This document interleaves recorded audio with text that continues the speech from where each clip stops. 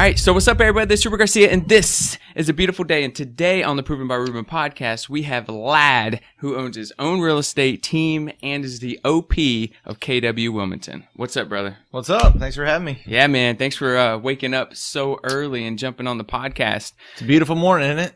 8 o'clock in the morning on a Saturday. So That's you're right. the bomb for letting me to come in here and jump into your house and us knock this out. That's right, man. So if you could, tell everyone who you are, what you do, how you do it, and all that good jazz. Cool. Yeah, my name is Lad Gasparovic. We live in Wilmington, North Carolina, which is coastal North Carolina, right down at the beach, right off Wrightsville Beach. That's actually the place I went to college. It's a beautiful beach town. We're about 2 hours east of Raleigh. I started out as an attorney and got into real estate, doing a lot of that.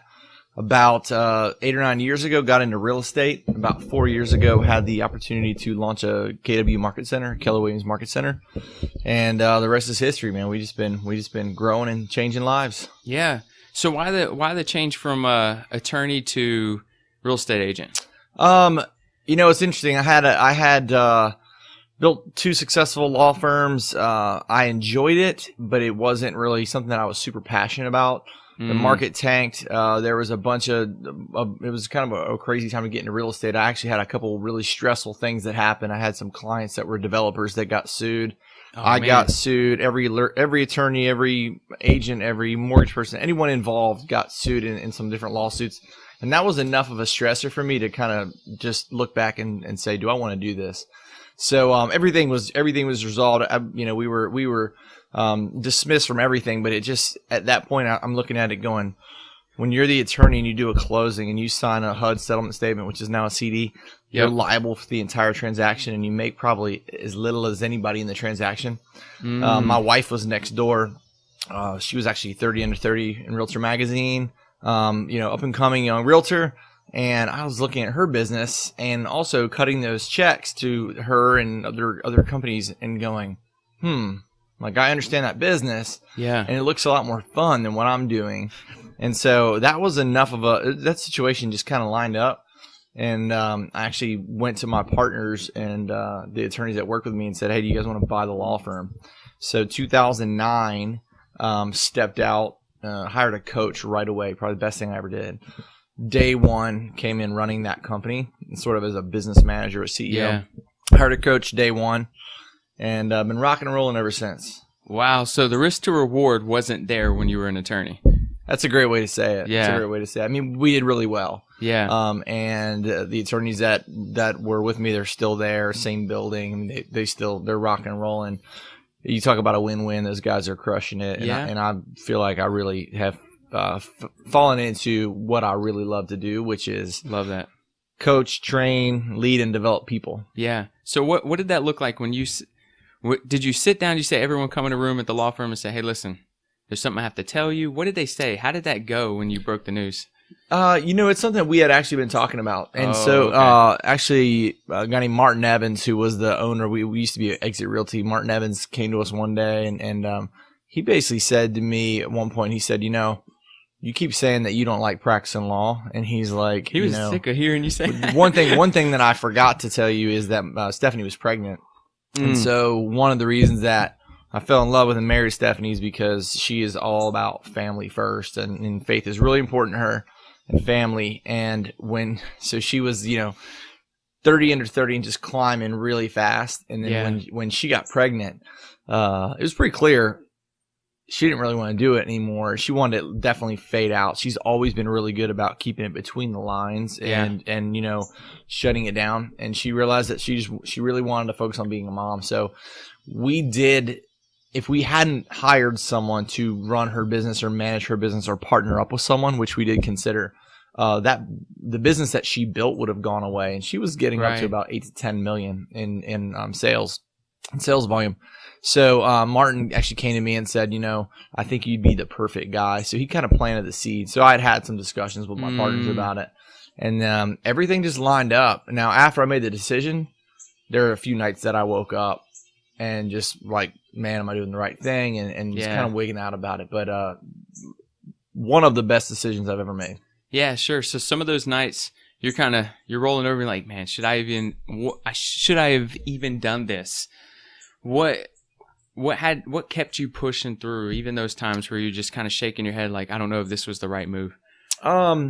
Usually once I make a decision and roll with something I'm really good about really not regretting, I don't think there's always one right way to go. But I mean, once that decision was made, man, we were full force. Now I will say for the first year, I did kind of, I read a book called How to Be Idle, and it kind of mentioned, hey, you sleep late and don't use an alarm clock. So for that first year with my daughter, I kind of did some of that. I sold the law firm, so I got paid out over a couple of years. Right. And that gave us enough money to where we weren't, crushing it based on that, but we were doing well enough. So I kind of just laid low, the first year I was at home a lot with my daughter and had her a couple days a week. And so I wouldn't trade it for the world. Oh, I did kind of wake up one day and go, yeah, I gotta get up early and start going after it again, getting dressed up and going to work early. And what was that book Idle about?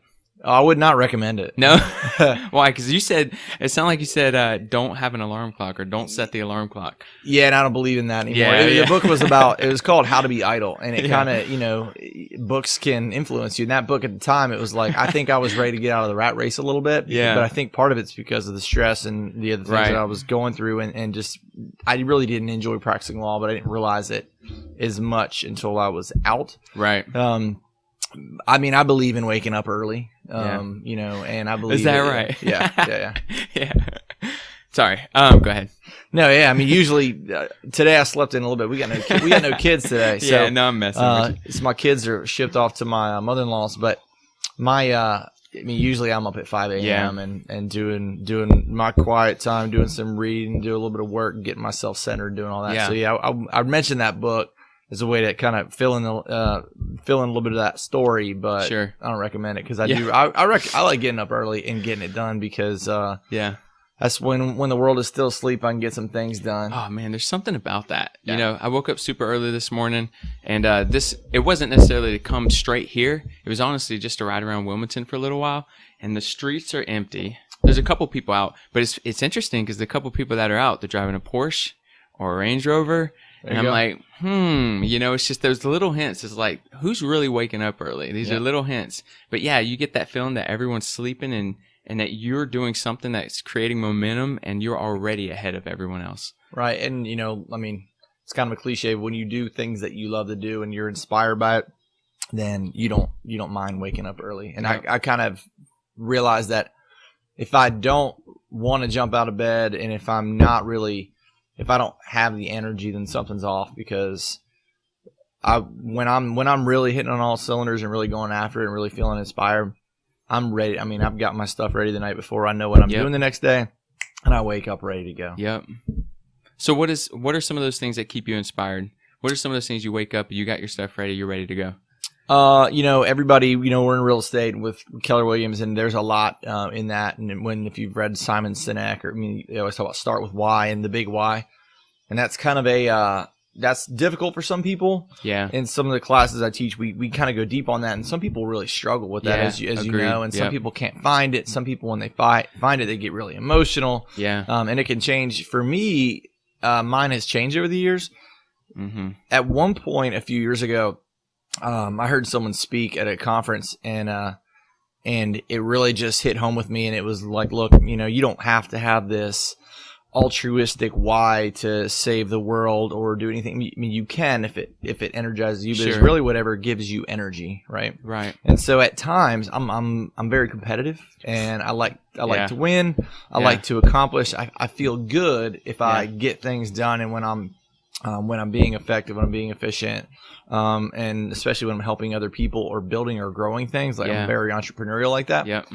So I think that when I got okay with that being my why, just to achieve and to compete and to win, that worked for me. Yeah. And I think then you get a certain level of success, and then you wake up one day, and then maybe you're not waking up as early, or you're a little content, and then you look at it and you go, we've been winning at a high level. We've grown KW Wilmington really fast. We're the fastest growing office around in Southeast North Carolina. We're doing really well, and I'm not saying that to be arrogant or anything. I'm just saying it kind of, once you get that achievement, it can kind of, you get a little bit of contentment that creeps in, and then you go, well, I got to find something else. And so what I'm really excited about now is developing that next group of leaders, right, to take the torch and to grow it even larger, grow it even faster. And that's probably one of the things that I didn't get early on. Yeah. That's really what it's about. And what it's come down to now is that's my entire job now is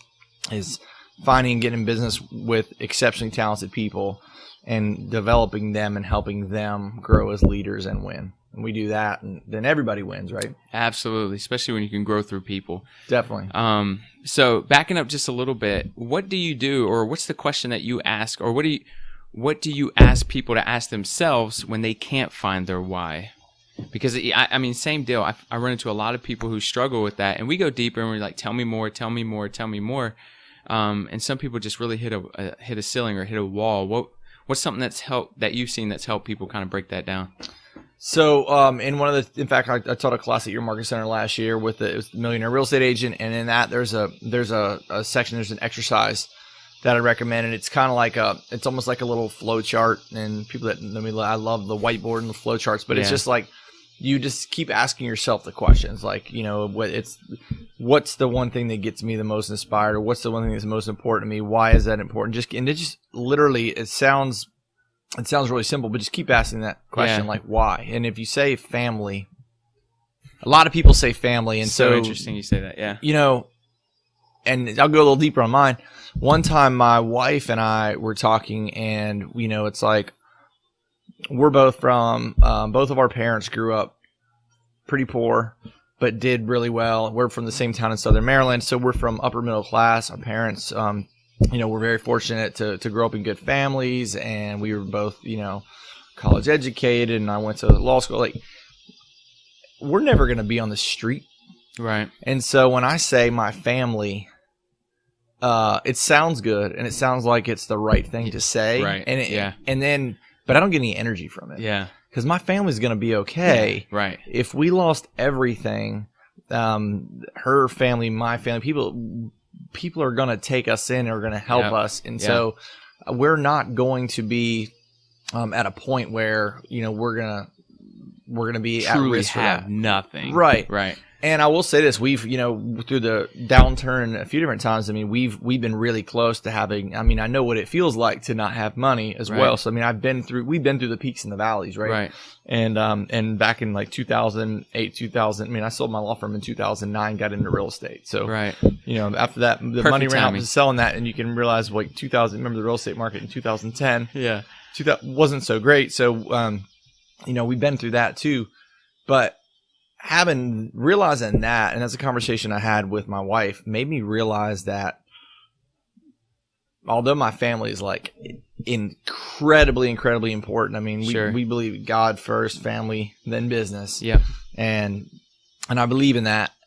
And it's what I choose as my why has got to give me the energy. And although my family is uber important, just incredibly important to me, that's part of the reason I wake up every day. But I think what I really am focused on is something larger, is impacting people, developing people, and really, I believe that business is a way to impact people, and that we can really impact people in our business, starting in our office, in our city, in our region, in our world, through what we do. We have an incredible amount of influence over people, with people, and when we develop people to be better people, better leaders, better human beings, they see us living out our life, our faith, and what we do. Yeah. And we grow them. There's a massive impact. Yeah. So that's really my why now is developing leaders that can collectively impact the world. Yeah, exactly. And the more people that you impact, you kind of leave a piece of you with them. And in essence, you're creating this Lad legacy throughout other people, because once they get to a point and they're teaching a class, or they're working with their team, they say, Lad once told me something. So the more people you impact, in a way, you're also building a legacy, because they will carry on your name as well. Yeah, that's cool. Yeah, that's cool. And this. Most of what we do is, I wouldn't say it's my legacy, right? There's not really anything that I'm teaching people that I've made up. Everything that I'm teaching, they say like we're standing on the shoulders of giants. We have some incredible mentors in our company. Too many for me to even name, but I've been with Keller for about 4.5 years, And I mean, Well, that's if I interesting. So haven't, you and I started at KW around the same time. yeah, I think Cool. I was about October 2013 when we launched it in Wilmington. And so just the number of people that I know across the country that are across the world, but mainly the country, that are incredible leaders that are doing what do. There are leading people and running businesses in the world that we live in real estate and in leadership. Right. And they're just incredible people. Yeah. They've got their, I mean, they have the faith that I admire. They live out their faith. They live out their life. They live out who they are is more important than what they do. So they're nailing it at the highest level. They're building massive companies and impacting lives, and they're just incredible people. And so when I get to hang around people like that, it just makes me, that inspires me. That makes me better. True. Yeah. It totally stretches my mind on what I think is possible. Yeah. I mean, I think so differently, and I think so much bigger now, and that's because I'm around others, and so I just take on parts and pieces of what they have and pass it along. Right. And usually when I teach too, or when I speak, I'll start out in the beginning and say, hey, look, if I say something that sounds smart, know that it didn't come from me. Right. It's probably came from R&D. Gary Keller, John Maxwell. I mean, somebody that, and they probably heard it from somebody else. Yeah. Right? Yeah. That's awesome, man. So to back up just a little bit, your wife was in the business. You decided to jump in the business. Now, when you decided to jump in the business with your wife, you weren't with KW at that time? No, what did that look like? We were actually with a company called Exit Realty. Yeah, okay. And then you were hanging out at Exit, and then how long before you moved to KW? We were at Exit for a couple years, maybe about a year or two. Exit was having some issues, and they were going to close their doors. So we did some research. We actually went to another company, very traditional company, Coldwell Banker, Seacoast, great company here in town. We were there for almost 4 years, a lot during the downturn. So it was nice to have a place that was pretty stable. We, going from a company that was closing its doors, we knew that they were solid, they were stable. We grew well there. I started coaching, coached with an outside company, and grew there, and then just kind of plateaued. We grew it from about 8 to 10 million to about 25 million, but we were kind of coming up against that ceiling, and we didn't know we didn't know how to get to that next level or who could get us there. So I started doing some training with, actually I was in a Facebook mastermind online with some guys, and there was this typical complaint in real estate if you run a team, is like, oh, these buyer agents won't call it leads, and they're not doing their job, and what's going on. And there were a couple guys in that group that basically said, if your team's not, there's no such thing as a bad salesperson, it's a bad sales leader. And you need to kind of look in the mirror, and you need to get better. Yeah. And there's this class, and the class it's what we now call career visioning. So I flew by myself to career visioning in Blue Bell, Pennsylvania, and probably I'm going to say that was like May 2013. And when I got there, I remember the first 30 minutes, just opening up. There was about 30 people in a country club. They ran out a country club. And Mark Olesh was the instructor, who's now the regional director in South Florida. And the class is about building a real estate business. It's the blueprint to build a real estate business, and who to hire, when to hire, what their job descriptions are, the process to hire them, how much you should pay them, how you handle your budgeting. I mean, and there's this entire program to build a real estate business. Right. And I'm sitting there and going, I didn't even know this existed. How did I not know this existed? Right. So I remember texting my wife going, this is pretty cool. And so at that time we had full intentions of we outgrew the traditional model we were at. At some point we couldn't grow because we didn't have enough. We weren't keeping enough of our own money to reinvest. And what I now know is we needed that money to invest in people. And because they didn't have a cap structure or anything like that. So it was very traditional, and great company, just for where we were going, it didn't work for us. Right. So started investigating some things, fully intended to go independent. There was that class was called career visioning, and then there was a part 2 class to that, which is now called 30, 60, 90. and success through others. And that's basically, once you get in business with people, how do you lead them, motivate them, train them? Yeah. And, help yourself become a better leader and lead people better. So I drove to Charlotte by myself to. Was this a mixed room of agents from different companies, or was it? Yeah. Yeah. Okay. Good. And I'll say, obviously, it was like, I think it's mainly KW. Yeah. But all the, as you know, all the trainings are open. Yeah. But there were definitely people from other places, but no one even knew me. I just showed up. Sure. And did you feel that similar vibe with other agents who were with different firms, like kind of sit back and like, what the heck? And where the heck did this come from? Yeah. I mean, definitely, because you're sitting there going, I mean, my jaw almost dropped. It's like, what are we, how come I didn't know that this existed? Right. And I think it's just and here's the difference. All firms are different. Yep. Different companies are different. Yep. And what I figured out at KW is we're really, you've heard this saying, is we're a coaching training company that is disguised as a real estate company. So we're about developing people to develop other people and to help them put systems in place in their business to build it. And we talk about profitability, net profit. And that was not a discussion I've ever had at any other company with anyone. And there may be reasons for that or whatever, but I think that when I went to that second one, and then when I figured out the financial model of KW, one of the guys there pulled me aside and asked me if we'd be willing to talk about launching one in Wilmington. And I said, yeah, I'd be willing to talk about anything. And when I figured out what their financial model was, I did the math, and we could not have opened our own independent and operated it as, as cost effectively, as cheaply as we could have at being a team under the umbrella at KW. Right. So that year that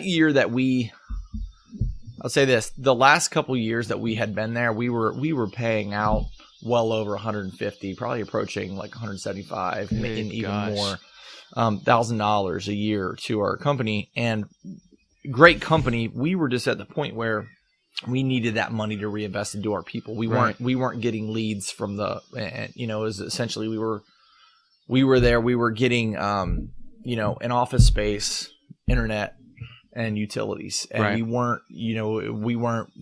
there wasn't the type of training that we needed to take to the next level. Right. There wasn't the type of business. We weren't using their employees. So there wasn't, it just, for us, it was a natural fit, a time to make a move. So I went to FSO, Franchise Systems Orientation. And then the more I found out about KW, it was like the culture. Yeah. And everything really pulled me in. Yeah. So that was 2013. And we launched with about 12 agents. And we're just knocking on the door of 250 agents. Good gosh. How does someone go through that much growth? What would you say is really helped to go through that type of growth, to go that fast? Growth is messy. So just realizing that it's not perfect. It's not perfect now. It never was perfect. It's fun at times. It's exhilarating at times. Sometimes it's stressful. Very rewarding though. I think the people are what keep you going, right? Because every time, it's always a person that's going to take us to that next level. It's not what or how do we do this? It's really who's the person that's going to take us to the next level. Yeah. So we've just hired some incredible leaders to take us to the next level in the different organizations, and that's exciting to give them opportunities to grow and help them grow. And I think that there are agents that have joined us that even no matter how bad it is, when there are agents in our company that will look in the eye and say, "Hey, I know that I blew you off for a year and a half or whatever. I knew that so it took me 2 years to finally come to KW. I'm so glad you didn't give up on me, because being at this company has totally changed my business and it's totally changed my life." Yeah. And I'm not trying to sound melodramatic, but you know this. I mean, if people's business isn't everything, but money's important, and achievement and fulfillment are important, and if people are not fulfilling, if they're not hitting their goals, and if they're not achieving what they want to in business, they're most likely their personal life is not very good. Right. Money, financial stress is one of the biggest reasons that people get divorced, that people have relationship issues. I mean, depression. Yeah. It just is. You have to have money in this world to get by. Yep. Agreed. And so when we can help people with their business, it's a way bigger deal than we think, you know? And so the feeling that I get when the energy that I get, and like we talk about the why, what I get out of that when someone tells me that, like selfishly, like it just feels amazing that we're able to help them do that, and I just get a lot of joy out of it. Yeah. So that definitely keeps me going. Yeah, for sure. One of the guys that I'm coaching, he runs his own team, almost hit 100 units in 2017. Him and his team, and he bought a truck that he's always wanted this year. Nice. I know, and that's material, and we're looking at that, but he wasn't able to do that in the past, and to watch him do that. And his smile from ear to ear, and it fills him up, and that's awesome. But I know one thing that you said was, and you've said a few times, is you got to pour into people, and it's always the who. And when I'm working with agents, and really now, what's interesting is if you run the MREA with any other industry, you're probably going to be helping them run a business. It does not have to be all real estate. Right. Like you can apply that model in a lot of different industries. The GPS, right? When it comes to strategies, I challenge the people to think about the strategies that can get you closer to conquering your priority, but who is going to run that strategy? Yeah. Challenge them on that, because you're right, who is super important. Yeah, it is. And there's the one you talk GPS, it's a 135, it's a one-page business plan. And it's changed our world. I used to spend the GPS, days on business planning and vision planning, and it was 12 pages and all this stuff, and it's just a one-page thing, and it doesn't have to be perfect, and you can change it and as you need to, but you can take it's one big goal, or one goal, 3 priorities, 5 strategies to achieve each one, and then you can take that down and you can turn it sideways, and it becomes it looks like an org chart. Right. Or you can take it and you can I learned from Seth Campbell, it's a 1-3-5, who, what, when. And then you put on each one who's going to do what by when, and then you just slap it up on the wall and say, all right, this is team, this is where we're going, this is what we're doing. Here's how we're going to get there. Ruben, these 3 things on this wall, they're yours. You own them. Yeah. When how long do you need to get this task done by? What resources do you need to get that done by? Yeah. If it's a large priority, we might need to do a separate little plan on another sheet of paper for that. Yep. And we might have to coach you through that. Yeah. Help you figure out how to get there, because there's a million ways to get there. Yeah. It doesn't have to be my way. It could be your way. Yeah. We could hire your coach, whatever it is, but we have to get clarity on that, and we have to wrap it up, and we got to put a date on it. Yep. And we got to make sure that that it is 100% your responsibility. Yep. By September 1st, this is, you agree to get this done. You agree to get this done. Yeah. You say yeah. And we put it up on the wall, and we say, yeah, you're going to do that. And if you don't do that, then I got to hold you accountable to it. Sure. And that's where we've really failed in the past. You can do the best vision planning ever, and you can have the greatest offsite retreats. I'm sure you've done that before. Oh, yeah, everybody's all fired up. Yep. And then you wake up 9 months later, and you're like, where was that thing that we did? I can't find it, so let's not even worry about it, And then by that point, then you haven't really made progress on it.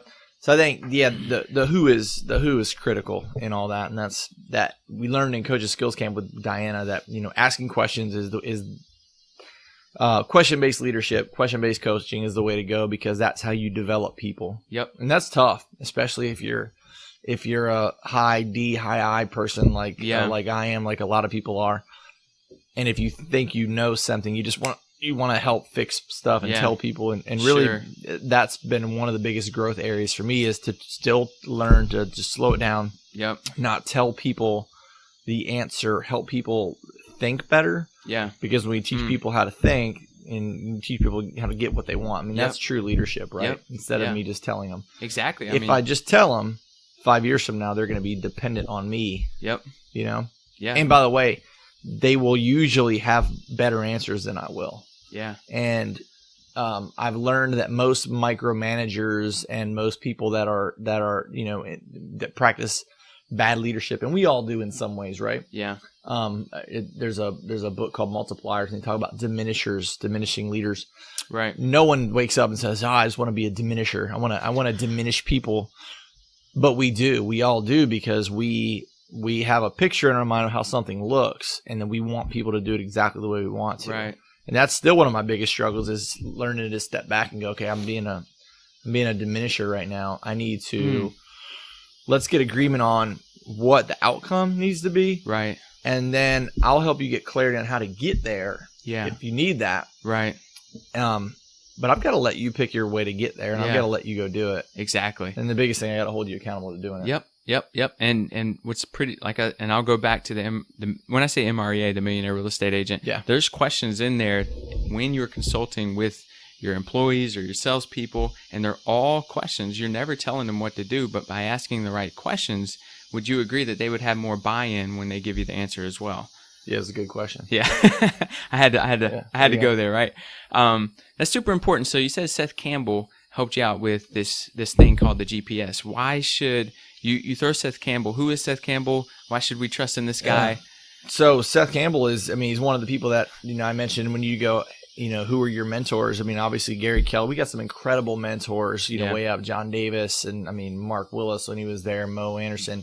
You have like the next generation of leaders. Seth Campbell is one of those guys I consider that I haven't even had a lot of. I've had some personal contact with Seth, taking some of his classes, but he's done a lot of. He did some webinar trainings and just following people on Facebook and looking at videos. Seth is one of those guys that he's a student of leadership. He grew up managing McDonald's franchises, so he's very different personality-wise than I am. Yeah. He's probably we're very different on the behavioral spectrum, right? And so I look to people like that have a lot of differences in areas that in maybe areas of my weakness. He's a very deliberate, very process-oriented guy, very focused on vision, very focused on helping people. He's definitely a believer, and so he believes in God first and faith first, and using business to impact people. So. Yeah.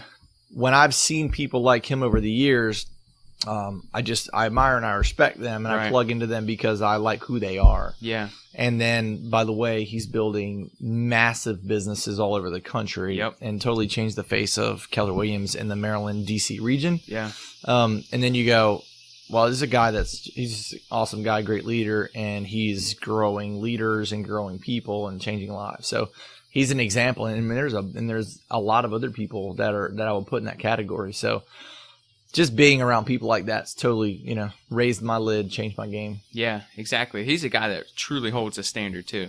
Oh my gosh, yeah. Yeah, you got to meet his standard, or you don't move to the next level. That's right. You don't stay on your level. No, yeah. Exactly. Yeah, and I believe he was him and Lucas Sharada. Sharada, thank you so much. He's the guy, and I mentioned this yesterday when we had the panel. He said, "Don't hire someone to replace yourself.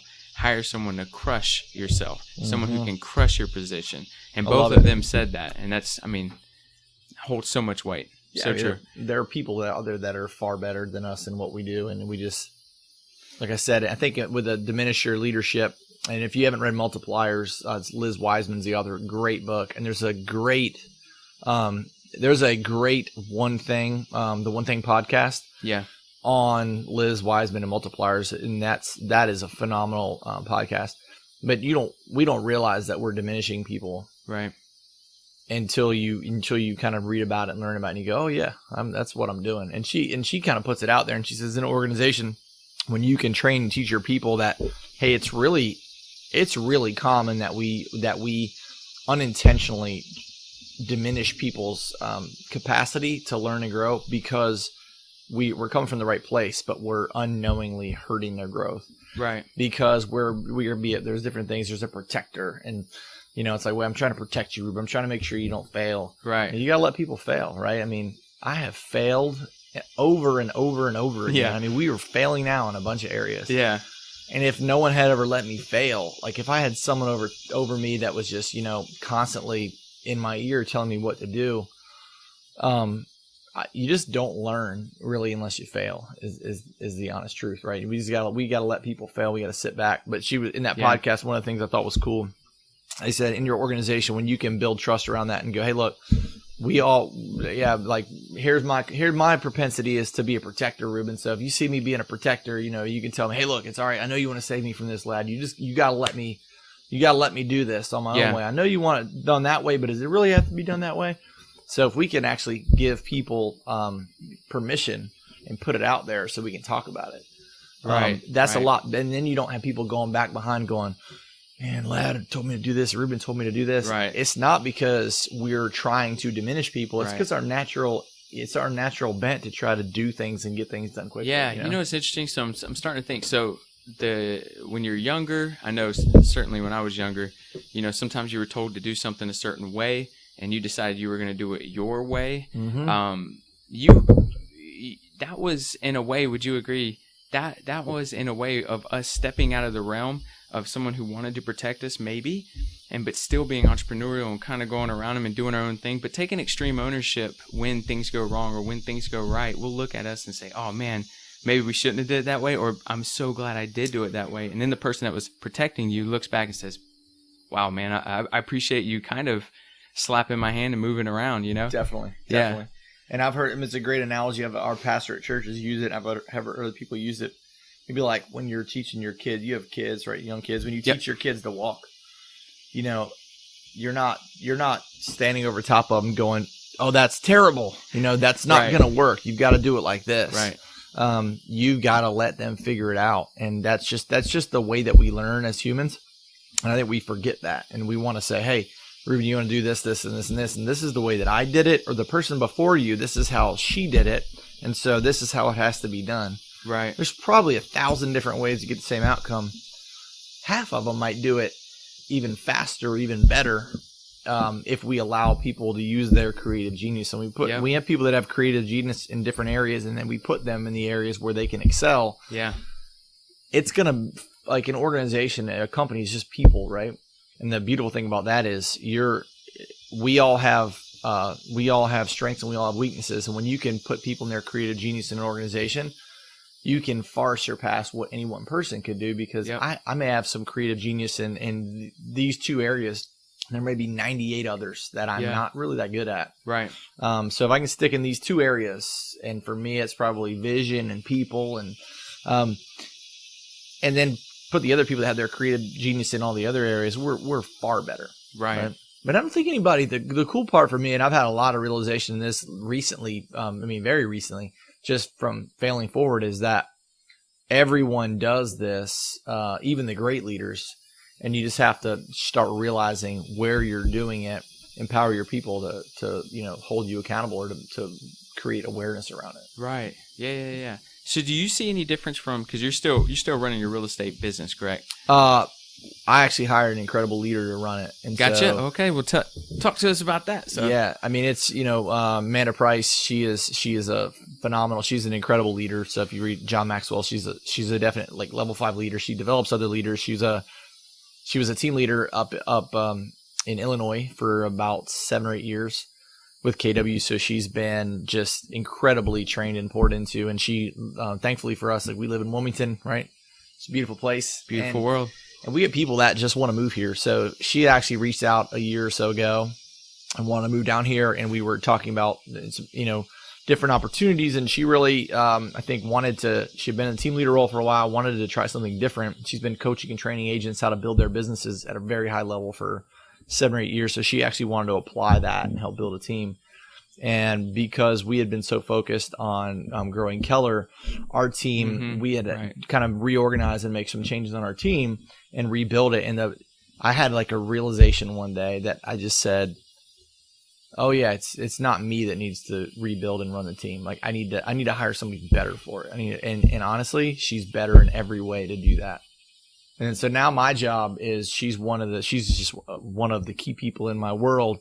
And now my entire job is to develop her and to push her and keep pushing the vision, and then give her massive opportunities, which means, we let her grow it as big as she wants to grow it. And I've got to really put my foot on the gas, to make sure that we provide her the opportunities, because if I don't, she's going to look for those opportunities elsewhere, because she's incredibly talented. Yeah. So I've heard a few people say that, where they're beating their head against the wall and they're like, why is this not working? And sometimes some of those people, they look at themselves and they say, well, I got it. It's not me. I'm just really good in this other area, not so much this area. So in your world, when did it hit? What did it look like when you said, when it hit you? I was like, whoa, it's not me. I need to bring in basically a CEO to run my business. Yeah. That's a great question. I actually can think of a few things. You read a book and you're like, well, I read that book. Well, then I picked up the one thing again about a year ago, and I think I live by that book. I love it. And I picked it up about a year ago, and I'm reading like the first chapter, and I'm like, I am way off. Yeah. I'm a operating principal of a Keller Williams Market Center. At that time we were about to launch, and we did launch a business center down in Wrightsville Beach, which is about an hour away, with some incredible people that we partnered with. Again, the Who shows up. And I'm doing all these things, and then the team, and you look up and you go, I'm doing all of these things and living all these different worlds, and I can't be as effective in all of those areas as I could if I was just doing one thing. Right. And we know that intuitively, right? Yep. So I had that realization. I went to Coaches Skills Camp twice now, and in that's question-based leadership, question-based coaching, asking people questions to help them think and to help develop people, and also asking ourselves questions. So that helps us think at a higher level. Right. And the highest order of question, if you unpack it, that gives you the most energy and gives people the most energy, and has the best result. You go through, it's like, if you ask the question why, that can create negative. It can create excuses. Say, hey, Ruben, why'd you do that? Immediately, it's like you're on the defensive. Well, here's why I did it. I did it because of this, and why do you, and like, how dare you kind of, question it can me. be, yeah. So, or hey, Ruben, what do you think about that, or what do you want to do, or how do you do this? If I ask you how, then you're kind of getting down in the weeds and thinking about it. Right. If I ask you who, what? Hey, Ruben, who in the country do you know that is doing this at the highest level? Right. Because that may not be your area of strength, and you go, oh, well, there's this guy named Seth Campbell or whatever, right? So now, in my mind, all I've got to do is go track that person down and figure out how they did it. Right. So basically the bottom line is, who is the highest level, the highest order of question? It gives you the most clarity, gives you the most energy. And so then you start to ask who, and now I've gotten to the point that, and I still have to remind myself. Do you quantify that who? So say if you were doing, for example, 25 million in production, you look for someone who does 50 million in production. If you want to get to that, how do you quantify the who you should be looking for? It should definitely be somebody who has done, or has coached a lot of people to get to where I want to go. Right. So yeah, they should be ahead, proven track record. And it doesn't necessarily have to be money, right? It could be that they are an extremely great at just being a family man. Yeah. And you might be struggling there. So that might be the who that you need to shadow, see how they do it and all that. Yeah. Looking at stuff like that. Yeah, definitely. So what I've gotten to get to the point of go, well, who can do this? And so when you start to think about that, you start to look at people in terms of, look in the areas of your life. Like for me, it was running multiple businesses. Right. I've gotten to the point now where I've said, like, we get approached with business opportunities all the time. And I've finally gotten to the point that I've realized I can't do it unless there's a key person that owns it. And so like for Amanda, she's the key person that owns Reach Properties. Her job is to build that.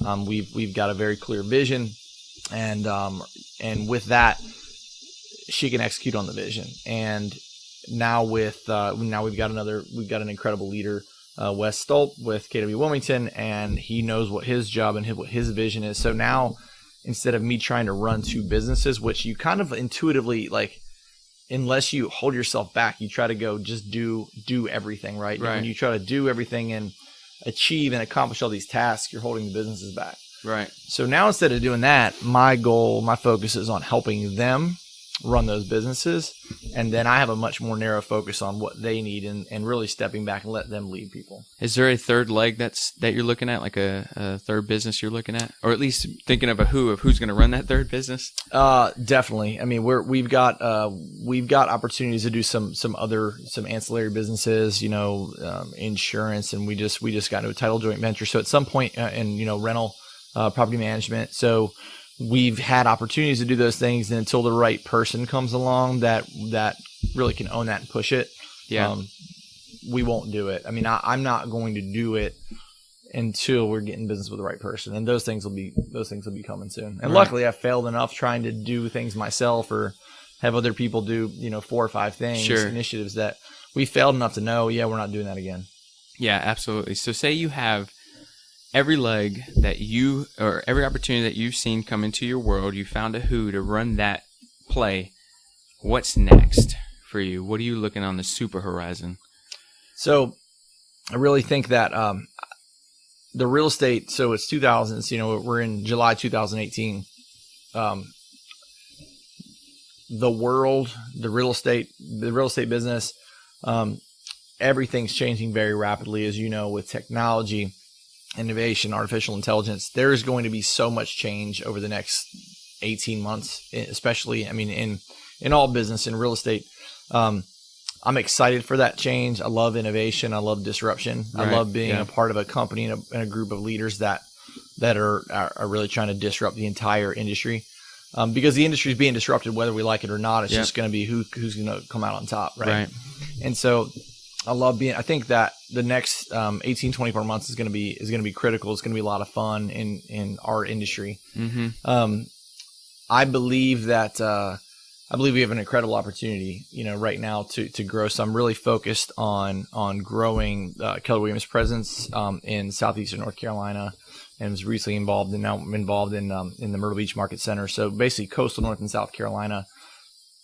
I strongly believe that we've got an incredible culture, an incredible business model, incredible tools and systems. And now, I mean, I think you've seen some of the technology. To be honest, since I've been at KW, we haven't had the greatest technology, and you know that. I came as an agent, and we already had our own technology, and never really plugged into the KW technology because it just honestly wasn't that great. Right. They were using technology provided by others that stopped innovating once they signed big contracts with KW. Yep. So I've been fortunate to be a part of the labs, the KW Command Labs, and was down there with just some top agents. Gary Keller was in there, Jay Papazan was in there, Josh Team. Everybody was in there, and I've seen it, and it's coming soon. So I'm super excited about that and the technology, and just going really fast, because I believe that that's the vehicle that we can change a lot of lives in. And for me, I go back to the thing, like I believe that business is just our vehicle to impact people and change lives. Right. And so the more people that we can, the better that we can do that, and the more people that we can serve, the more people that we can provide opportunity for. That's what my goal is, And I think that what the part that really gets me fired up and that really gets me just what I'm passionate about is leading people and continuing to grow and learn myself. I mean, I'm a growth junkie. I love to learn. I love to grow. And as long as I'm growing myself, growing my family, and growing and developing other people, I mean, I'm happy, man. Right. I wake up happy. I wake up energized. So if I keep doing that, I'm good to go. Do you see it to be more of where you're impacting market centers? Obviously, if you're impacting market centers, you're impacting agents and bringing the technology into their life. Do you see yourself ever moving to a level of where you control a region, maybe with KW International, maybe not so much on the radar? Not really on the radar. Yeah. I mean, for me, I think that there are so many opportunities that, I mean, it's just which way do you want to go, right? Right. I think I like really having the local impact in our area and developing relationships with people in our community and helping out with our community. I think I really enjoy that piece of it. Yeah. Gotcha. Yeah, and the travel stuff. I mean, we got young kids, and so the travel of a regional director and all that is probably more than I want to handle. But the cool thing is, I mean, there are so many opportunities, with what we're doing. There are multiple market centers and coaching. I like to teach and speak and train, so I do some of that now. Haven't done as much recently because we've been. We're gonna have to bring you to our market center. Yeah, we can do that again. Yeah, absolutely. And so there's just so many opportunities. So I think I get more fulfillment out of those things than I do, would do kind of regional director or something like that. And right. We got a phenomenal regional director, and we need to let him keep doing what he's doing and rocking and rolling. Yeah, absolutely. Absolutely, man. So I've got a few questions that I want to throw at you. All right? Go for it. All right, so here we go.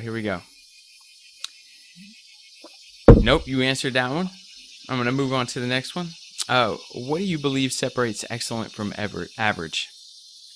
A lot of ways I could probably answer that. Yeah.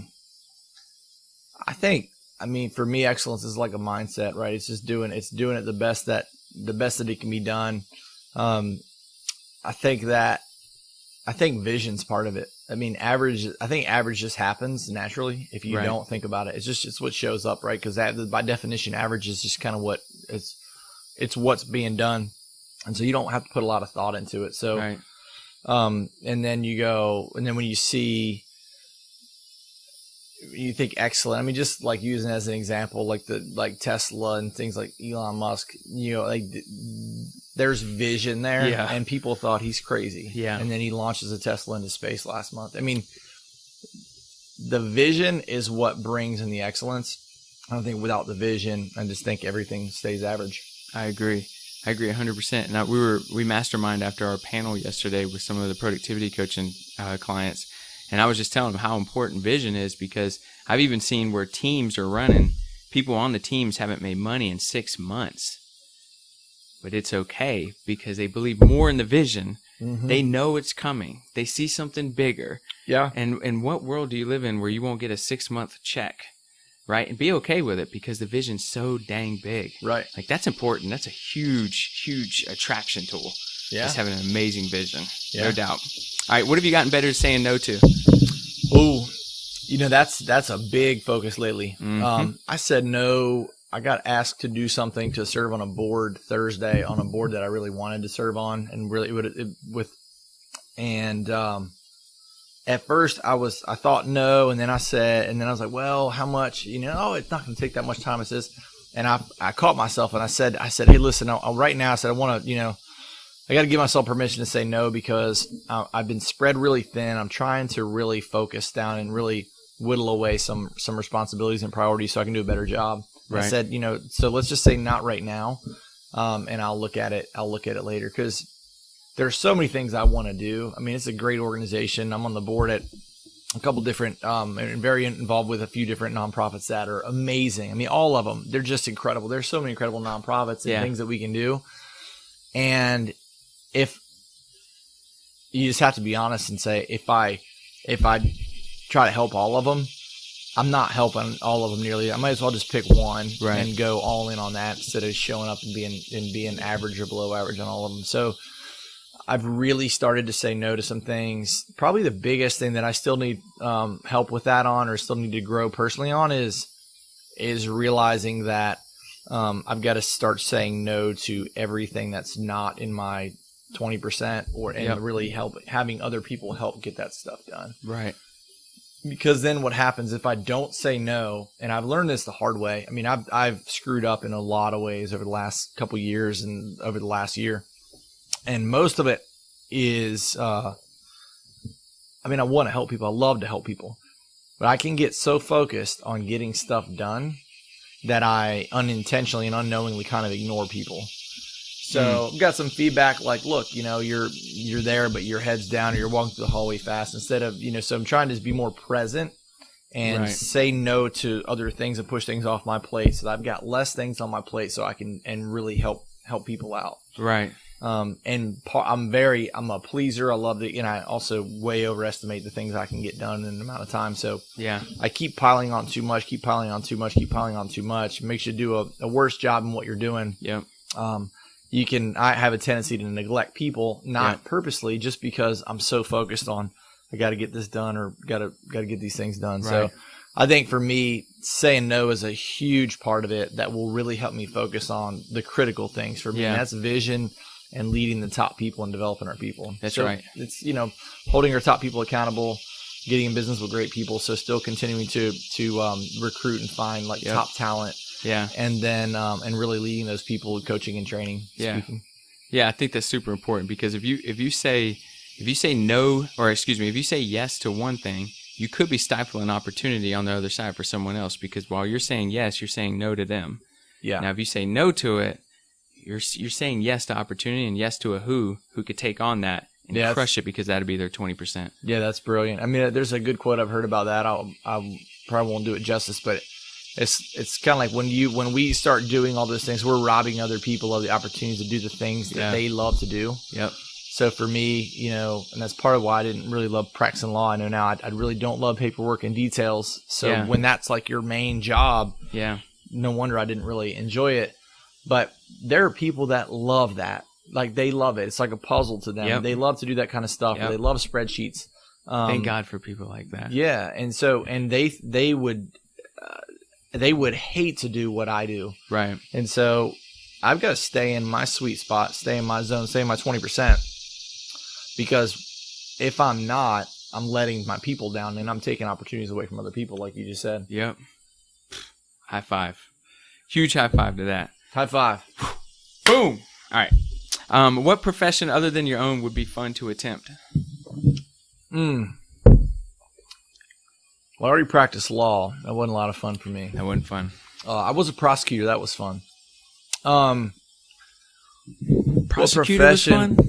Yeah, that was fun. I mean, it's trial attorney is what I always wanted to do. So it was fast paced. Learned a lot. Tried a lot of cases. Tried jury trials and all that stuff. Yeah. Obviously, if I could pick anything, probably like a pro athlete, right? I mean, I think those guys haven't done it to do what they love. So I'd probably say like the staple would be like rock star or a pro athlete to do, get to do what you want to do. What sport? I mean, I love tennis, man. So I grew up playing a lot of tennis. Who would you play? Who would I play? If you could play anyone, you walk on that court and there they come.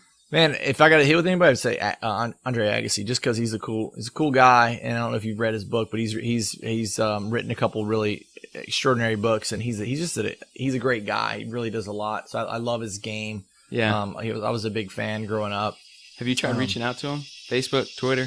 Have not. You should. Have not. Yeah, I've been a little out of the tennis game for a little bit, but I tell you what, man, I really do. Like on a more sort of serious more. I mean, I'm 41, right. So I don't think the pro athlete or the rock star thing's coming my way. I think that's a limited belief. I think that the thing that I would do, like I love speaking and training. So I think if I could do anything other than that, it would probably be speaking, training at a really high level, because I think that's how you just have a lot more impact. So, I taught at your Market Center a little bit over a year ago. It was like 30 or 40 people there.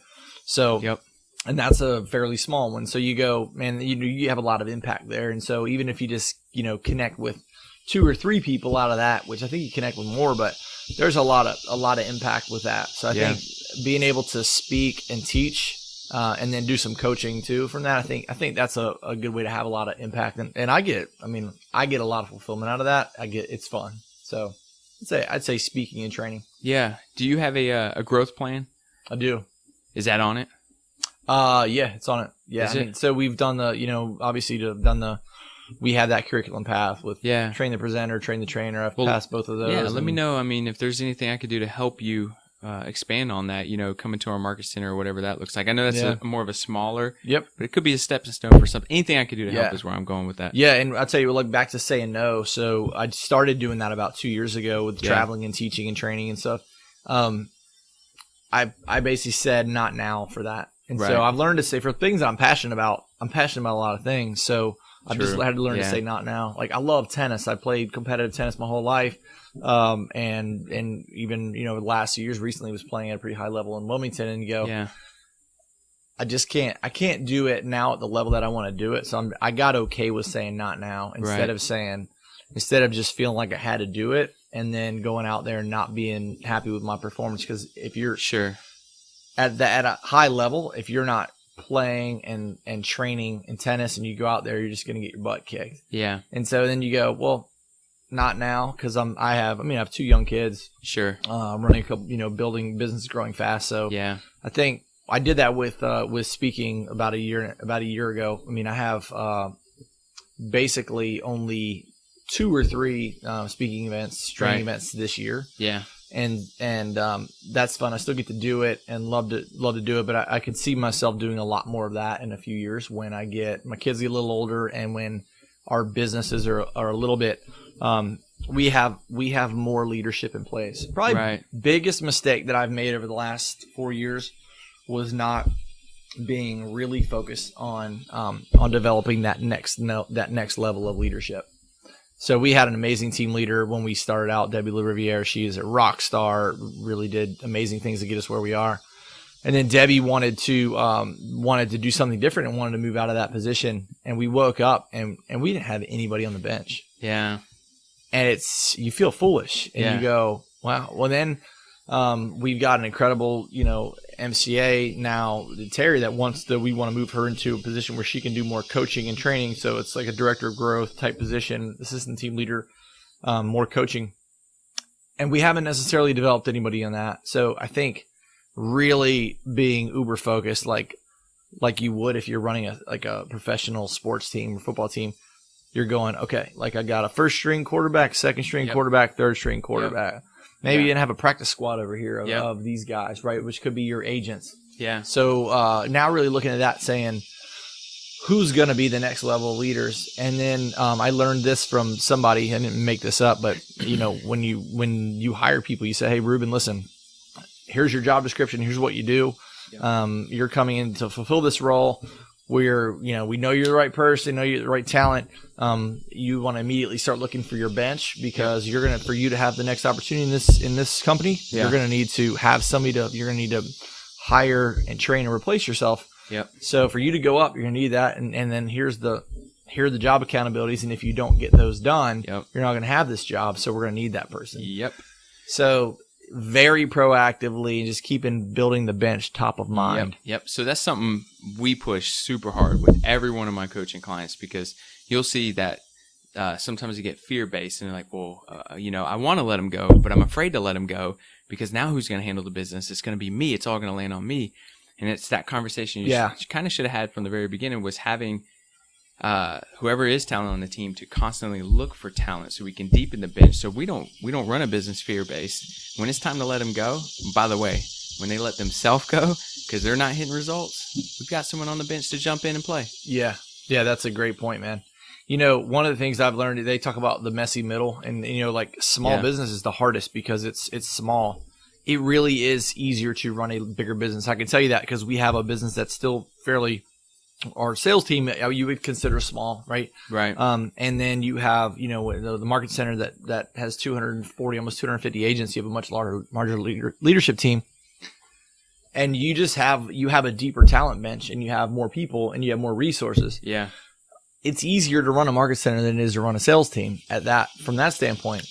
The big realization that I had, and this will really hit home if people are watching this or listening to this that are running real estate businesses or small businesses, you look at that model in the millionaire real estate agent, there's the 7 levels. So the level 1 is agent. Level 2 is agent plus admin. Mm-hmm. Level 3, if you do it right, is agent plus 2 admins. That's right. And not many people do that right, but some do. Yeah. And I mean, I didn't do that right because I didn't know. I'd never read the book, and no one ever told me to read the book until we had already built it. Right. But here's the big realization that I had, and I see people make this mistake over and over, and including us, is if you're at level 2 and you skip level 3 and you don't hire a second admin, what's going to happen if your admin is sick? What's going to happen? So you build a big team around or a medium-sized team around one admin. Mm-hmm. And then you build a small, medium, large-sized team around one admin. What happens when your admin gets sick? What happens when your admin, when their kid gets sick for a week? What happens when they move? What happens when they take another job? And all of these things have happened to us over the year. And it's kind of one of those things where you're like, how did it take me this long to figure it out? Having one admin in your real estate sales team, if you have a big vision for your business, you just can't do it. Right. Because when you lose one person, you lose 100% of your workforce. Yep. And it really creates vulnerability for your business. And I look back at our sales team. We've done some pretty incredible things. We've been one of the top sales teams around. And we did like $59 million in our highest at our highest point about a year and a half ago. Not having turnover because some people aren't the right fit, some people move away. that has set us back so many times that you don't realize it, but you go, where could we be now if we really had a full admin team so that we had somebody running that department so that they're hiring the next person for closings or listings. And then the other mistake, so you hire the next person and you've got 2 admins reporting to you. No, you should hire the admin that can hire, hire someone who's an operations leader who can then hire the rest of the people. Yeah, that first hire is your most important hire. Yeah. No doubt. Do you scale it? So the agents and the businesses that I'm coaching with now, we scale it. So if you do have talent within your business, how many leads are they bringing to you once a month? The goal and actual. Do you scale that conversation? Are we talking about admin talent or are we talking admin, sales, honestly, everyone's got a talent search goal. Oh yeah. Every single month. So that'd be great. We haven't done that, but I love that because it's just creating top of mind awareness around it. Yep. And when you let people know that, hey, this is the vision, this is where we're going, you stick it up on the wall and you say, look, this is where we're going. Like how we get there is not really that important. If you got the vision there, I mean, it kind of just naturally comes. Right. But when you're looking at a big vision, you got a big future org chart on the wall. Yep. And people see that that's where we're going and we're going to need people. Because 100%. If you don't push the vision enough, and I've definitely been guilty of this even recently, you don't want your people to be thinking scarcity in terms of like, why are they looking for people? We're always looking for people. Yeah. We're always looking to get better. Yeah. And by the way, if you're, I've talked about just raising my level of leadership and talent by being around people in the KW system. Right. We raise the level of talent in our organization. Everybody gets better. So, yep. That's right.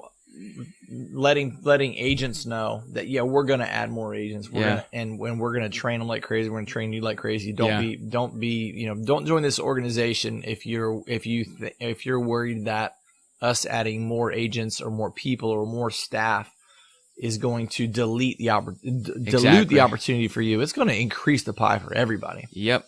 And that might be a coaching opportunity where they've maybe never had anyone stretch their mind to that. Yeah. But man, if they fight that might be a red flag, because could you imagine a team that's got GK, old Gary Keller over here, has got Jay over here, Seth, and we'll use Seth because we've been using him, all on the same team. Would you be empowered by that, or would you be scared? Oh man.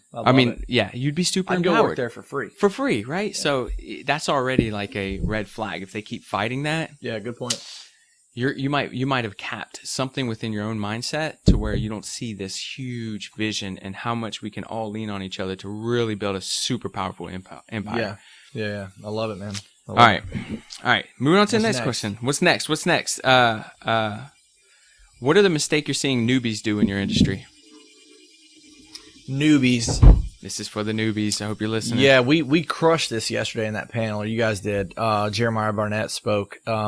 This guy's new in the business. He's a sharp guy. He's been done some marketing before, and he's got people in town that he knows. So he knows a lot of people. Yep. So he focused and he's a from lot. Fayetteville. I just want to put that. Maybe that's what it is, right? So he really just focused hard on putting everybody that he knew, probably from his phone, right? I mean, most of us have like 2,000 or more people on our phone if we really look at it, and a lot of them live here. And so he put them in a database, starts calling them, just adding value, and that's all he did, right? So he didn't have to. I think back to your question, what's the biggest mistake is I think that people see larger teams operating and buying leads and doing all this stuff, and they think I've got to go do that, and then they go spend money on that, and what they don't understand is building a larger sales organization like we've done with our sales team. Yeah, you have to continue to add more. Cicadas. There, the grasshoppers they're huge. These green grasshoppers sound like cicadas. Yeah, those are cicadas right there. We got cicadas. We are in the South, so you will hear cicadas in the back. Yeah. So, I think unintentionally in the past that when we have some of our top agents teach Ignite. Yeah. We have a great agent training program called Ignite, and then you'll have an agent. We like to grow our people and let them teach and train. And I know that I've done this unknowingly before. People ask me questions of where does your business come from in your team? Well, if we're 30% internet leads, and I say that, then they might think internet leads. So I've got to make sure we slow down and say, hey, listen, if you're a new agent, you could do internet leads. You could, you could advertise on grocery carts. Right. You could do it. that'd be a huge mistake if you did. Really for anybody, but especially for a new agent. So just because you can do all these things, it doesn't mean that you should. You know, if you read an MREA, Millionaire Real Estate Agent, we know that, you know, not mets, which are internet leads, are a form of a not met. The conversion rate on them is 50 to 1. You know, and that's if you're doing it pretty well with internet leads, right? So there'll be a 2% conversion. Crazy. So why would you spend a lot of money on something that is a 50 to 1 conversion that also, in a place like Wilmington, we have a lot of second home buyers because, I mean, a lot of people, they're in love with the idea of moving to Wilmington, and some of them are out 2, 3, 4, 5, 6, 7 years. We're incubating leads that we've closed leads that have been in our system for 7 years. Gotcha. So as a new agent, do you want to wait 7 years? Do you want to invest in something that might take 7 years and it's going to convert at 2%? Or would you just want to build your database the old fashioned way? And I think that what I love about the new technology that we're coming out with at KW, one is it's free to us. It's being developed by the top agents. So it's going to be like nothing we've ever seen. Right. But it's just something to serve us doing the basic old fashioned business, which is basically networking, keeping in touch with people, adding people to our database. So you can just pick up your phone and say, hey, Kelly, add Ruben Garcia to our database and put him on the 33 touch action plan. Remind me to call him Thursday at 5:00. Done. It's added to your database, and all that's done, right? And that all syncs with everything else. I think that what I love, it's really getting back to the basics and encouraging our people that's really the way to build a business. So Jeremiah's thing, that's what he did, and he's crushing it. And I heard Gary say from stage one day, you know, the last family reunion, you're at family reunion this year. I mean, it was so basic, right? Like they started with that panel, and they were all database people. There were people that were doing 500, 600, 700 transactions and more. And they were all database people. Yeah. There were a couple of them that said, to grow, we learned that we had to do internet leads to supplement. Yeah. But it was just basic. And then I've heard Gary say then, and other times he said, you know, people talking about getting back to the basics. And he said, well, getting back would mean that you had permission to, like he said, who gave you permission to leave the basics anyways? You never leave the basics. Basics don't mean that you do them and then you move on from them. It means you do them, master them, continue to do them forever, build on them, and add other things to it. But you can never forget the basics. Yeah. The problem with adding internet leads that we've experienced is it requires a lot of time and attention, a lot of phone calls, and also a lot of urgency, which means it can it's going to interfere with your life because you don't know when they're registering at night and on weekends, right? Yep. And so the problem with that is you're adding that on there. It takes up a lot of time and resources, and it pulls you away from the basics. And I never realized that until you look back and you go, while we've been building this big team, and while we focused on all of this, we really did leave the basics. Right. So now with our new sales platform, which is a totally different platform, it's called Reach Properties. And the mission is to move, connect, serve, and grow people in communities, and to be a vehicle to impact people. What we're doing with Reach is we're going back to the old school. It's all relationship. It's all database. Yep. We'll supplement with internet leads and with some things like that. And we have inside sales team that sets appointments for agents. But our main focus is doing client parties, doing events and things like that, and being a part of our community. And we do a lot of nonprofit. We do a lot of volunteer work. We invite our clients to come in. Yeah. That's the most fun and the most profitable and most rewarding way to run a business. Exactly. So like all the other stuff is just, it's all distraction. It's all noise. Yep. And I'm glad you said it's most profitable because it's just a good business move. I mean, what costs more, buying leads or retaining leads? Yeah. I mean, buying leads costs a lot more. A lot more. Right. Yeah. Exactly. It was cool. So two of the agents we had the panel yesterday was Hannah, Bridget, and Jeremiah, and you asked, they asked 2 out of 3 of them, or you asked them all, what have you spent the most money on? And I was really proud that 2 out of 3 of them just held firm and said, I don't regret spending money on anything because I haven't done it. Right. And I know this. I know, and I was telling them to dig too. Yeah, you were digging on them. You're like, come on, give me something. And they were like, there really isn't because they haven't been. Right. Now, and then Bridget has, and Bridget, I would be in the same boat as Bridget because I could write a book on the stuff that we've wasted money on. Yeah. The B2B, the business to business sales and real estate is strong. Those people are selling us stuff. They're trying to sell us the magic bullet all day long. Yeah. And they're really good salespeople too. They're well trained. Yeah. And so they're just picking off our people all day long and signing them to these long-term contracts. But I was proud that, that Jeremiah and Hannah hadn't.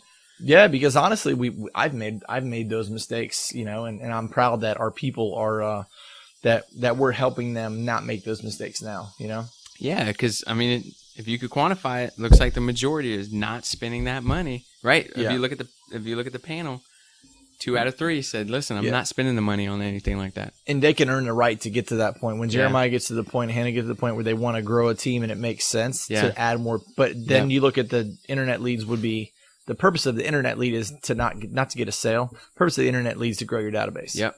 100%. And if you looked at it like that, then it would be like, well, hey, my goal, if we look at the MREA has the, we know what kind of conversion we can get out of our met database and our not met database, right? So it's a 12-2 on the people we've met, 50-1 on the not mets. Right. So if we want to do 200 transactions a year, well, then we reverse engineer and say, well, we got to have this many not mets. Could be internet leads, circle prospecting, farming, whatever you want.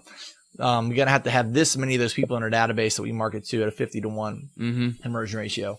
And then we got to have this many people in our Met database. So then you could use internet leads to say, okay, to get to a goal of 200, if I start with internet leads now, in 2 years, I will have enough people in our system that we can do that. But an internet lead is not synonymous with a database ad. You've got to actually talk to a person. Yeah. And, Mickey Mouse is not a real database entry. If a guy tells you his name's Mickey Mouse because he won't give you the real name on it, that doesn't count. Yeah. Yeah. And I'm not against internet leads. We've done them and we still do them. It's just it's not anywhere near on the first priority. Right. Almost every agent that we've seen that has come in new, some of them already are signed up with leads before they even get their license. I don't know how they're finding them. Well, they're not. They're the people who are selling leads are finding them. Yeah. So almost every single one that we've seen has been unsuccessful with that, and they've ended up pulling it back and then going and doing the normal business, right? Going back relationship. to the basics. Back to the basics. Yeah, for sure. So purchases of less than $100 that have most impacted your life. Purchases of less than $100 that have mostly impacted my life. Yes. I'll keep it real simple. We've really simplified the business. I would say that, like the old school planner, I'm still an old school planner guy. I'm a Franklin Covey guy. I learned how to manage my time and my life with that, and I got away from that over the years a few different times because electronic age and Google Calendar, which I still use Google Calendar, but invest $100 and get yourself a nice leather-bound planner that zips. I've got a CEO, basically my coach, my MAPS coach, Mike Bashan, had pushed me to get a CEO binder, and it's got tabs in it, and it's got all the vision documents up front, the 135, the 411 for all the businesses. It's got my monthly at a glance calendar. It has then all the daily sheets, and I went back to the daily sheets because I want to look at one day at a time. I've done different ones where I could see a whole week. And then it's all getting me overwhelmed. Back to the old school where it's like, okay, I can see it's Monday on the left. And here's my calendar, and then I got notes on the right. Yeah. And when Monday's done, I don't want to look at it. I'm going to move everything over to Tuesday. So literally, and I've gotten away from that, and I've gotten away from it a few times recently. So I've now incorporated the 135 and the 411 back with just using the Franklin Covey planner. And the key is not to use the planner as a place to collect all these tasks. I can collect them all. Then I've just got to bring them. I have an executive assistant who can help with some things and different people I can delegate to. Yep. But I'm gonna say less than $100, the old school planner. I couldn't agree. And it was important. I love that you said I look at one day at a time. The wife or anybody in the office will say, "What's going on tomorrow?" or "What's going on 2 days from now?" And I'm like, I have no idea. Yeah. Let me pull out my calendar and I'll tell you that. But I can do this with that, right? Yeah. And I do have the month. I do have the month at a glance. Yeah. Gary Keller's a big fan of that, and all of our leadership is. And I do like the paper month at a glance. So at the beginning of the month, I'll take my phone or my Google Calendar, and then I will I'll go ahead and I'll update everything that's on there. But like we have our KW International calendar out through the end of the year.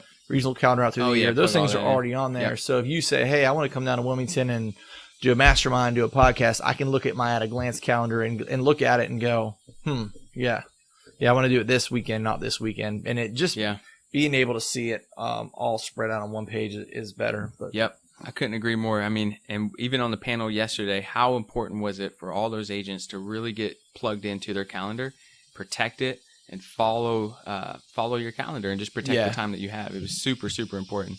All right, man. So I've peppered you with a ton of questions. What question do you have for me? Man, how do you get that beard? How do you grow a beard like that? What do you use for that thing? Well, first is mindset, right? You have to commit. It always starts with mindset. Yep, you got to commit. Yeah. And then No Shave November started it. And so we live in a military town and we have some SF, right? And we had one guy, beard, solid beard. And I was like, how long have you grown that? He said, well, I dedicated 1 year. I'm just going to grow it for 1 year. I said, well, I'm going to do the same. After that, I'm going to hold on to it for 1 year and then it'll come right back off. Nice. Yep. Yeah, summertime it's going to be the toughest right now, right? But here's the thing. If you've committed and your mindset says that you're going to do it, what is summer going to do to me? I like that. All right, so here's the next question. I would say, what's your where do you see yourself? So we're sitting here 5 years from now, and you're like, man, the last 5 years has been amazing. What's the same that question I ask my people. Happened with Ruben? Yeah, it's funny you asked that because someone else asked me that on the podcast, and I didn't know. I struggle with that. All I see is that I keep doing what I'm doing now. Every opportunity that comes into my world, if it feels very uncomfortable, take it. And for whatever reason, it's worked. So more doors will open. Like with this coaching thing, I thought I was just going to coach non-cappers with KW. Then I started looking at cappers and teams and seeing what that looks like. Then I started getting approached by lenders and tattoo shops. And now I just signed on someone who builds commercial buildings and residential buildings. So now I'm doing business development for them. But if I was very uncomfortable and I decided not to do it because it's just maybe something in my mind says it's not my wheelhouse. I don't know if I would have been as far as I am now. So I'm really enjoying doing what I'm doing now, and just taking every opportunity that shows up. I will say I do see me doing a lot more speaking, panel stuff like we just had, traveling and just talking to audiences and letting them pepper me with questions so I can deliver them as much value as possible. Yeah, that's awesome. Does that make sense? Definitely. And that's kind of like what I said with mine. Like that, I get a lot of energy. I get a lot of fulfillment out of that and helping people. Yeah. So what do you say to someone like me who doesn't really have that solid 5-year clear, but still taking every opportunity that comes along, knowing that's going to, in 5 years, I know I'm going to be in a fantastic, I haven't even been in real estate for 5 years. Right. Like I know it's going to be phenomenal. Right. I don't know what that looks like. So what do you tell someone like me? So just to equate this, if you were it's almost like a pilot going like, man, like I love flying. I don't know where I'm going. Right. I mean, you have some direction, where you're going and you're going places. I'm not saying that you're not. Yeah. I would say that, has there ever been a time where we all have a bit of, if we're achievers, right? A lot of us have a bit of like perfectionist in us, even if we don't really realize it. Right. That we want it to be perfect. Yeah. I would have never imagined, I guess I sold my law firm in 2009. So it's been almost 10 years. It's been 9 years almost. In 2 months, it'll be 9 years. I would have never imagined then that I'm doing what I'm doing now. Right. My vision has changed, but I think I would say get a vision and put it on paper. Yeah. Even if it's wrong, once the act of putting it out there, and just, you don't have to marry it, right? You can just date it and go, hey, look, this is what I think it is now. And what you just said, if that's what you think it is, put it down. Yeah. And get a little bit more clarity on that. I think the fact that somebody else asked you and then I asked you and you keep asking yourself that's going to help you develop it. Right. I mean, what we don't do as leaders and what our world doesn't do now enough is just slow down and think. Right. Because, we wake up first thing in the morning, and it's grind time, baby. Just don't pick up your phone first thing in the morning. Yeah. Don't even open your computer in the morning. Yeah. I've done that for the last year. Right. And there are days that I'll get pulled back in. Hey, let me look at this one thing. And and next thing you know, it's like 2 hours later and you're caught in your email or down some rabbit hole. But I would say carve out the time to think about it, man, and do that. I mean, it's fun once you start doing it. Sure. But I would say you just get something down, and even if it proves to be wrong, it will help you course correct, you know? Yeah. Weren't you military? You're military, Nope. weren't you? You weren't? Okay, well, you're in a military town, right? Yep. Were you military or living in a military town? Yeah. Yeah. So, yeah, I mean, military town. it's one of the principles of leadership and military strategy is, taking an action is better than not. Taking a wrong action is better than not taking any action. 100%. So you're taking action. Yes. And I would equate that and go one step further and saying having a vision, even if it's the wrong one, is better than not having one at all. Right. Clear, Right. But it sounds like you do have one. Yeah, I might. I might not be really sure on how to break that down. But I mean, I and what you said, I mean, was it now is better than perfect or something like that? Mark Zuckerberg said it. So basically, just take freaking action, man. Yeah. And what's cool is the more action you take, the more clarity you get on your next step. It's just these very small steps that I start bringing clarity to, and it opens up more doors. And you start getting attracted to being like, as soon as you start getting uncomfortable about something, you're like, that's it. That's the next step. Yeah. You take it, and I'd be darned, this podcast thing, it's opened up so many doors, you know. But it was only because I heard that we might be going audio, and if we're going a lot more audio, as people start building homes, they're going to be speakers in the walls, and when you come in, you say, hey, I forgot the bread. Amazon or whoever orders it, right? And like when someone says, hey, tell me about Wilmington and the real estate market, or Keller Williams, this podcast could pop up. Yep. You know, so that's what really started it, and then it just got way bigger than that. It was a very small impact that just exploded to now other people's stories are being told, and not really necessarily that the person who's listening would have ever heard their story ever. And so it's a great point. Yeah, so it's, I don't know. I'm just getting super uncomfortable and living in that world, and I just see, I think in the long run, I'm on stage and I'm talking to people of how to actually live uncomfortable. Live bigger lives. Yeah, I love that, man. Yeah. I love that. So what question do you have for everyone listening? And then we will wrap this up. I would say, man, I'd say the same exact thing. I would challenge everybody to think. I mean, there's I had a friend who gave me I think it was a graduation speech from West Point, written by Alan Dershowitz, and it's called Leadership in Solitude. And it's the idea that, and this was written probably 15 years ago, and I would say it's 1,000 times more relevant now, that we've got to carve out time to have like solitude and quiet time to think about what we want. So the challenge would be stop and, spend a half a day, do a personal retreat and think about what's important to you, what you want to do. Because we don't do that naturally. Yeah. We didn't do that naturally a lot before.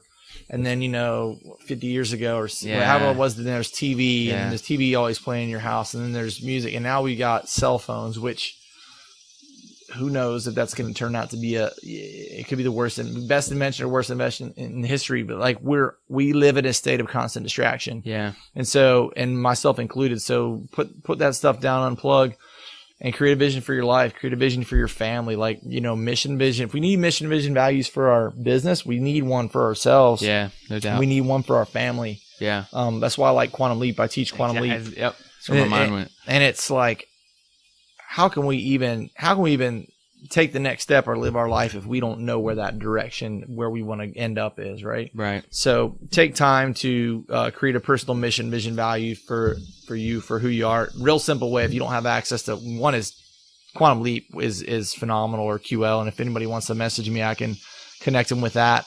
And I think the other way, like just that Franklin Covey planner has in the front of it a mission, vision, values exercise, and what's important, who do you want to be, and then let that guide you. So take the time to think about that. Let that guide you, because then when you have that as a lens that you can make all your decisions through, then life just gets a lot easier. If someone asks you to do something, or you've got a client, we've had this fairly recently. We've had opportunities to get in business with people on the agent side and on the sales side that that would have been good financial decisions that we just said, we're not the right match because they're not the right, we don't have the same values. Right. And so, but I can do that now because I've taken the time to know who I am, who I want to be around. So take that time to get clarity on that personal mission, vision, values. All right. Perfect. So where can they reach you at then? On Facebook, not a lot on the other stuff. You know, I'm not as savvy as you on that stuff, but Lad Gasparovic on Facebook. Email's pretty simple, ladd @kw.com. I'm the operating principal in Wilmington, North Carolina, so I'm pretty easy to get connected with. Awesome. They can always reach out to you too. Yeah. Please reach out to me. I'm on all social media platforms at Proven by Ruben. And if you like this, please comment, please subscribe, and give us some feedback on how much you guys like this and answer Lad's question. Thanks again, brother. Awesome. You're the man. I appreciate it. Yes, sir.